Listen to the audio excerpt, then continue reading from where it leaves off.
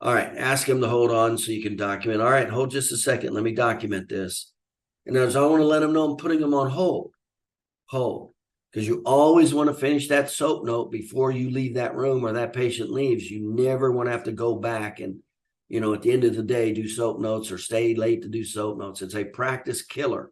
You're not going to want to see any more new patients if you're staying late to do notes, or you got to come in on a Saturday to do notes. So, and it'll make you more efficient. And the other reason you want to do it, you want the patient to hear.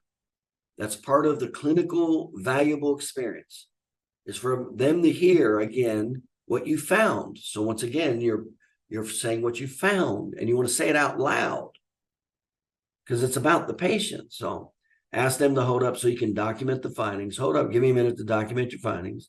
Do not let the patient leave or you leave the room until the soap notes are completed. When I was training doctors, that was mandatory to stop them from getting into bad habits. It forced them to be more efficient, faster. That's a practice killer, having to do notes later. State the findings out loud for the patient to hear as you document their findings. Don't stay mum when you're tapping into the computer or whatever it was. Say the clinical findings out loud. That's a valuable part of the experience, the clinical experience they're paying for. Remember, that's the stuff they want to hear, not about the ball game.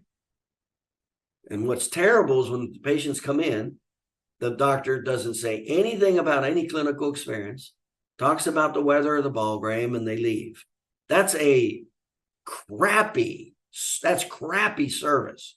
And that's not what they're paying for.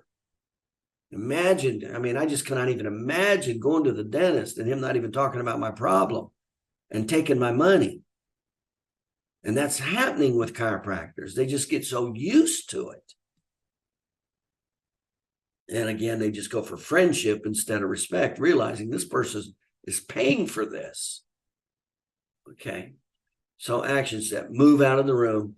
One of the things we do, and then you always want to know how to end it when you're done with the notes, action statement, end of the visit.